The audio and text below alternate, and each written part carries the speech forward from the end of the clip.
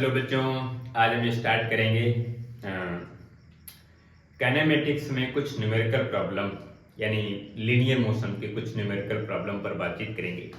समझेंगे और न्यूमेरिकल को किस तरह से सॉल्व करते हैं। वेलोसिटी के न्यूमेरिकल प्रॉब्लम न्यूमेरिकल या स्पीड से संबंधित हैं या त्वरण एक्सेलरेशन से संबंधित है।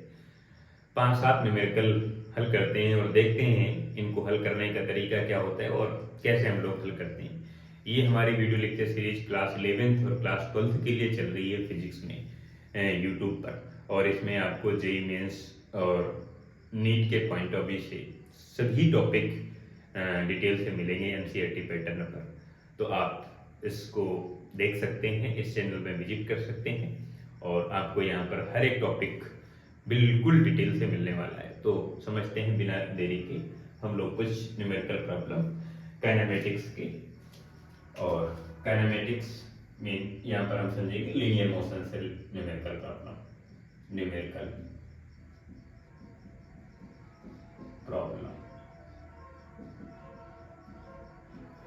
रिलेटेड काइनेमेटिक्स में लीनियर मोशन। लीनियर मोशन से रिलेटेड कुछ न्यूमेरिकल प्रॉब्लम। पहला एग्जांपल है, 5-7 एग्जांपल में आपका कंसेप्ट क्लियर हो जाएगा। 5-7 सिखाएंगे और बिल्कुल आप एक्सपर्ट हो जाओगे। पहला जैसे ग्राफ है स्पीड वर्सेस टाइम का, और ये ग्राफ इस तरह का आता है और ये आ गया ये टाइम। इसको यहीं तक करते हैं। इसके बाद स्पीड की वैल्यू कांस्टेंट हो गई। यहाँ पर 0 सेकेंड का टाइम है, 5 सेकेंड है, 10 सेकेंड है, और यहाँ पर 13 सेकेंड है, और यहाँ पर 16 सेकेंड 16 सेकेंड हो गए। यहाँ पर स्पीड की वैल्यू है हमारे पास 20 मीटर पर सेकेंड, और यहाँ पर स्पीड की वैल्यू है 15 मीटर यानी 15 मीटर पर सेकेंड है। हमें यहाँ पर कैलकुलेट करना है डिस्टेंस।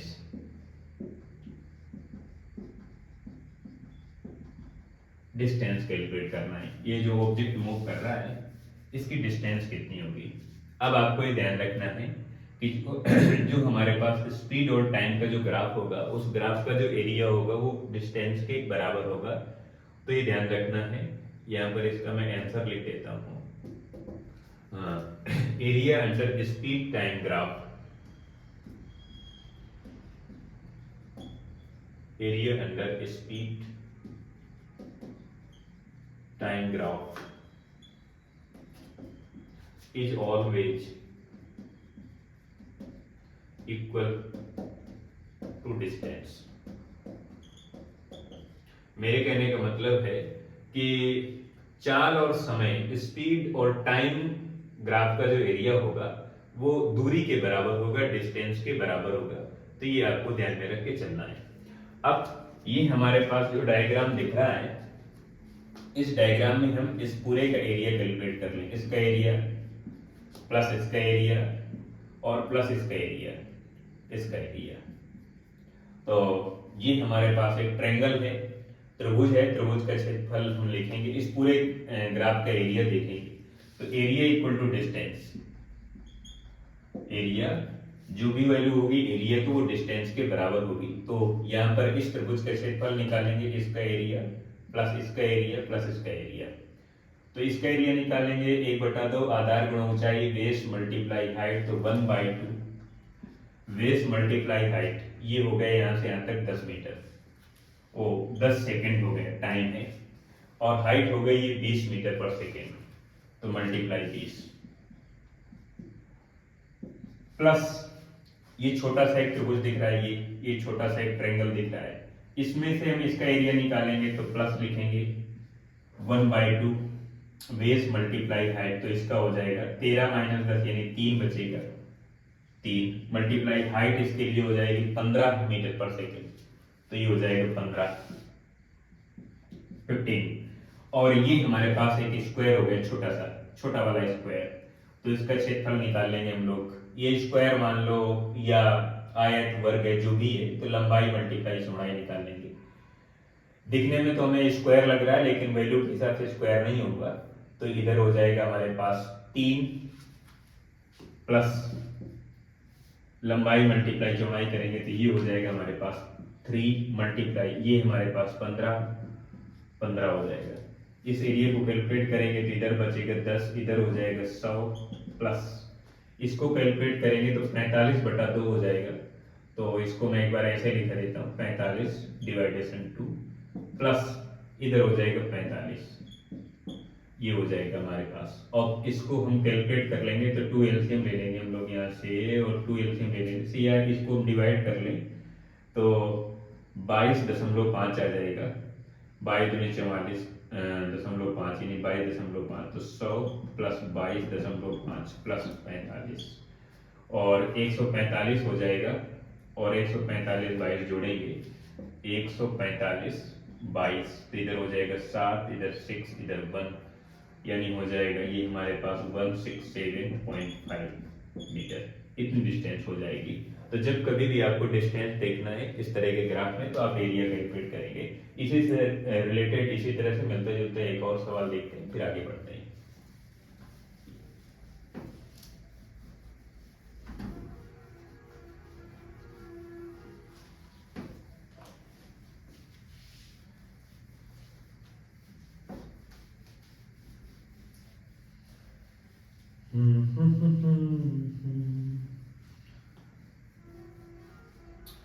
चलिए देखते हैं सेकंड एग्जांपल पर। हमारे पास एक ग्राफ है, वेलोसिटी टाइम ग्राफ। इधर है वेलोसिटी, इधर है टाइम।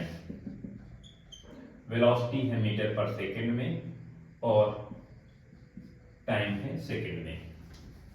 इधर हमारे पास ये ग्राफ ऐसे आ रहा है, इस तरह का, और ये ग्राफ आ रहा है इस तरह का, ऐसा ही क्यों ग्राफ आया। इधर के पास हमारे पास जो वेलोसिटी है वो 50 मीटर पर सेकेंड है, और यहाँ पर टाइम 0 है, यहाँ पर टाइम हो गया 50 सेकेंड हो गया, यहाँ पर फिर 100 सेकेंड का टाइम हो गया। यहाँ पर जो हमारे पास वेलोसिटी आई वो -50 मीटर पर सेकेंड आ गई। अब यहाँ पर हमें कैलकुलेट करना है इसकी डिस्टेंस और डिस्प्लेसमेंट कैलकुलेट करना है। ध्यान रखना है वही पुराना रूल है हमारे पास, टाइम है सेकेंड में। वेलोसिटी टाइम ग्राफ का जो एरिया होगा वो डिस्प्लेसमेंट के बराबर होगा।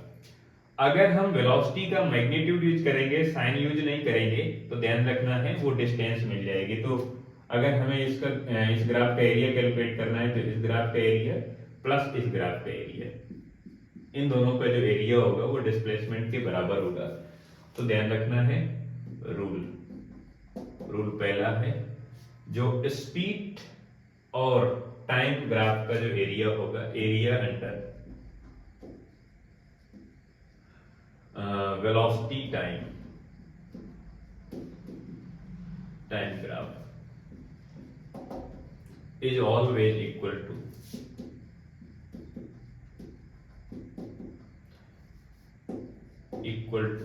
डिस्प्लेसमेंट।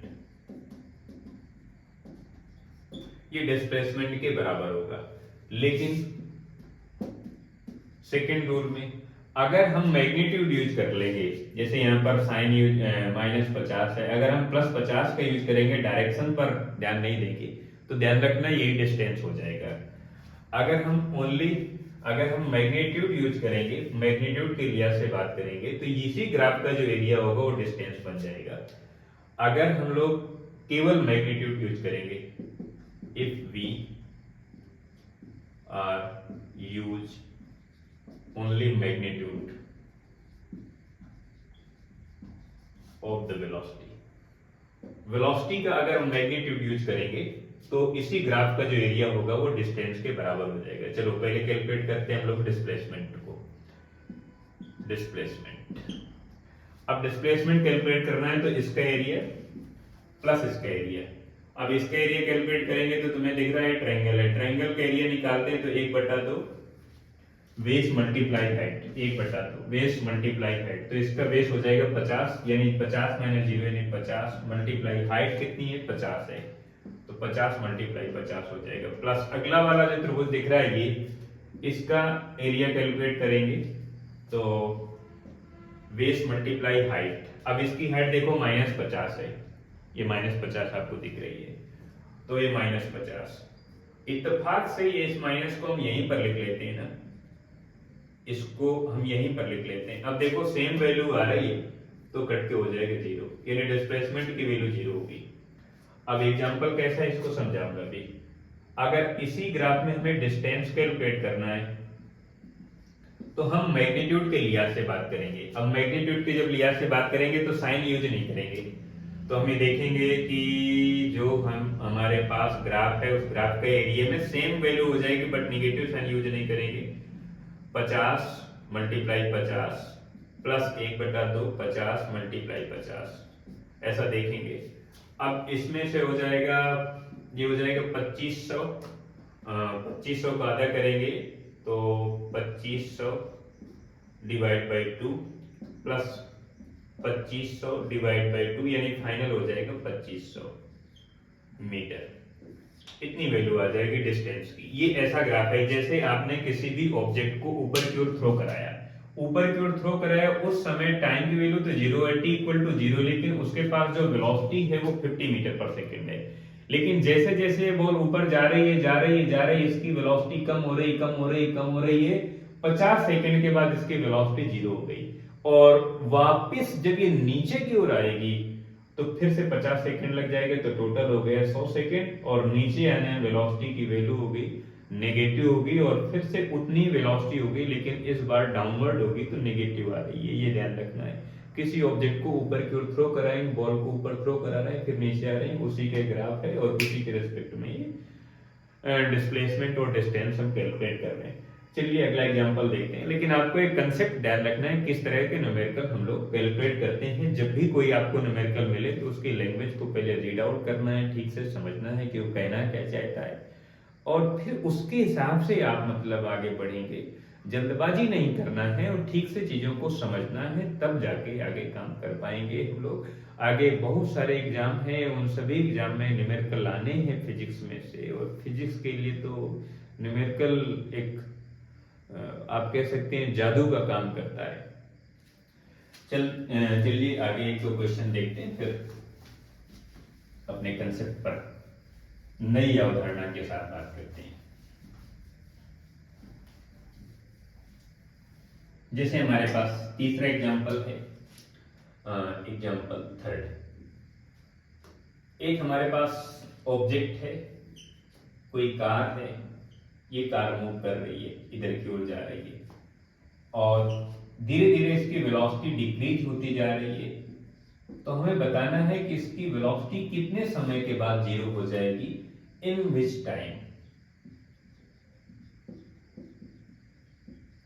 कितने समय के बाद, या किस समय इसकी वेलोसिटी की वैल्यू 0 होगी। ऐसा कौन सा समय होगा जिस समय इस पार्टिकल, इस कार की जो वेलोसिटी है वो 0 हो जाएगी। अभी इसका डिस्प्लेसमेंट का equation root X equal to given है अल्फा माइनस बीटा टी, ऐसा गिवन है। Alpha beta, alpha and beta ये पॉजिटिव कांस्टेंट है, और पॉजिटिव कांस्टेंट,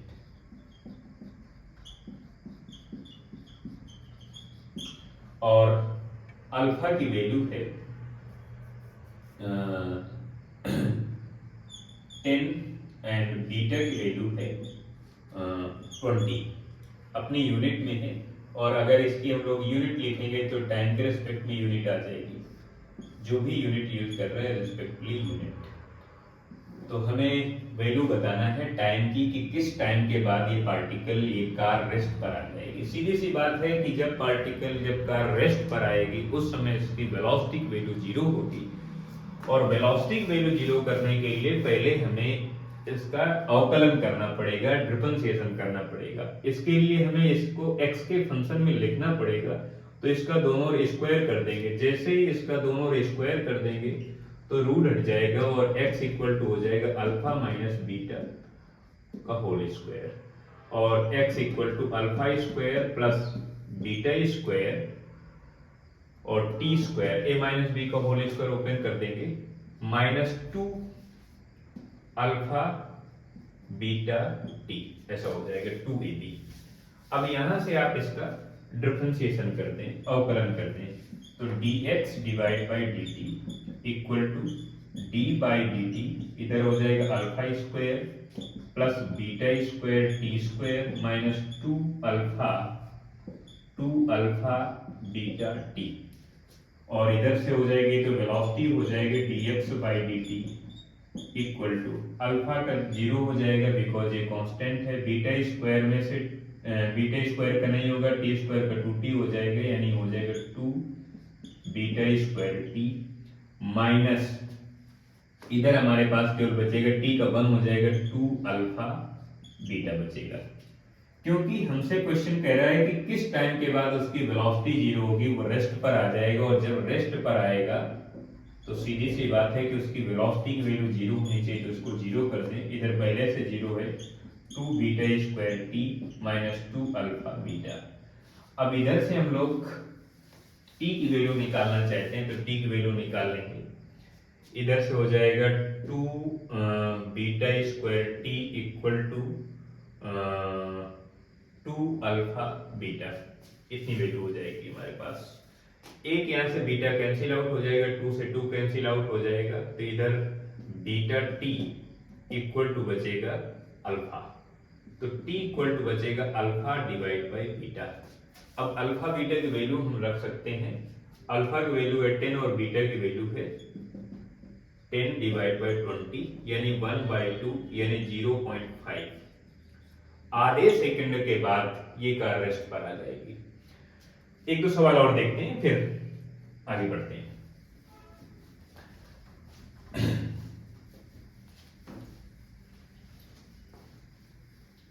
एक हमारे पास एग्जाम्पल बड़ा तगड़ा है, अब देखेंगे इस एग्जाम्पल को और समझते हैं। फेमस एग्जाम्पल है एग्जाम्पल 4। हमारे पास कोई इक्वेशन है एक्सेलरेशन का, a इक्वल टू इधर लिखा हुआ बीटा रूट b है, a एक्सेलरेशन है और v वेलोसिटी है, बीटा कांस्टेंट है, पॉजिटिव कांस्टेंट है। हमें कैलकुलेट करना है, फाइंड आउट करना है, फाइंड आउट करना है, कैलकुलेट करना है डिस्प्लेसमेंट, वेलोसिटी और एक्सेलरेशन। तीसरे नंबर में एक्सेलरेशन। इनकी वैल्यू हम टाइम के रिस्पेक्ट में कैलकुलेट करेंगे with respect to time, with time, time के रिस्पेक्ट में इसे हमें कैलकुलेट करना है, डिस्प्लेसमेंट को, वेलोसिटी को और एक्सेलरेशन को कैलकुलेट करना है। तो पहले हम लोग कैलकुलेट करते हैं वेलोसिटी को। तो हमारे पास इक्वेशन है a equal to beta root b। हमारे पास एक्सेलरेशन का एक इक्वेशन होता है dv divide by dt, rate of change of velocity with respect to time, time के रिस्पेक्ट में जो वेलोसिटी में चेंज आता है उसको हम लोग एक्सेलरेशन कहते हैं। तो a की जगह आप लिख सकते हैं dv divide by dt equal to beta root b, और आप इसे ऐसा लिख सकते हैं dv divide by root b equal to beta multiply dt, और v को ऊपर ले जाएंगे तो v पावर माइनस 1/2 हो जाएगा, बिकॉज रूट का मतलब 1/2 ऊपर जाएगा तो नेगेटिव हो जाएगा, और dv equal to beta dt। अब दोनों तरफ आप इसका समाकलन कर लें, इंटीग्रेशन कर लें और लिमिट यूज कर लेंगे 0 से v की, 0 से t की लिमिट हो जाएगी, तो इधर हो जाएगा v की power minus 1/2 plus 1 divide by minus 1/2 plus 1 equal to beta, इधर समाकलन dt इंटीग्रेशन dt t हो जाएगा, बीटा t बन जाएगा। इधर आप लिखेंगे v पावर 1/2 डिवाइड बाई 1/2 और 2 इसका ऊपर आ जाएगा 1/2 इक्वल टू बीटा टी। और आप इसे और थोड़ा सा अगर आप कैलकुलेट करना चाहते हैं तो इधर हो जाएगा 2 root V equal to beta T, ऐसा हो जाएगा। तो आप दोनों स्क्वायर कर देंगे तो इधर हो जाएगा 4v equal to beta square T square. तो v बराबर हो जाएगा 1/4 बीटा स्क्वायर टी स्क्वायर। ये हो जाएगा हमारे पास वेलोसिटी का इक्वेशन टाइम के रिस्पेक्ट में आ जाएगा। अब हमें कैलकुलेट करना है डिस्प्लेसमेंट, तो हमें मालूम है v equal to D X divide by D T होता है। तो डी एक्स इक्वल टू हो जाएगा वी डी टी हो जाएगा। v की वैल्यू यहाँ पर पुटअप कर दें तो D X equal to 1/4 beta square T square और मल्टीप्लाई डी टी। अब फिर आप दोनों ओर समाकलन करेंगे, इंटीग्रेशन करेंगे तो इधर तो हो जाएगा x, इधर हो जाएगा बीटा स्क्वायर बाई 4 बाहर आ जाएगा। टी स्क्वायर का समाकलन करेंगे तो हो जाएगा टी क्यूब डिवाइड बाई 3 और 0 से टी की लिमिट में सेम वैल्यू मिल जाएगी हमको। x इक्वल टू इधर हो जाएगा 3 और 4 मल्टीप्लाई होगा तो 12 हो जाएगा, यानी 1/12 बीटा स्क्वायर टी क्यूब हो जाएगा। ये तो हो गया डिस्प्लेसमेंट का इक्वेशन यानी विस्थापन का समीकरण। और आगे देखते हैं त्वरण का समीकरण यानी एक्सेलरेशन का इक्वेशन हम कैसे बनाते हैं। तो एक्सेलरेशन ए इक्वल टू होता है dv divide by dt, dv divide by dt A equal to d by dt और v की वैल्यू हमारे पास है 1/4 beta square T square, right. 1 beta square by 4 बाहर आ जाएगा तो बीटा स्क्वायर बाई 4 तो बाहर आ गया। टी स्क्वायर का अवकलन करेंगे, डिफरेंशिएशन करेंगे तो 2t हो जाएगा, कट जाएगा इधर से। a इक्वल टू इधर हो जाएगा 1/2 बीटा स्क्वायर मल्टीप्लाई टी। ये हमारे पास एक्सेलरेशन का समीकरण आ गया। और आज का टॉपिक यहीं से एंड करते हैं। अगले टॉपिक में किसी नए टॉपिक पर बातचीत करेंगे और यहीं से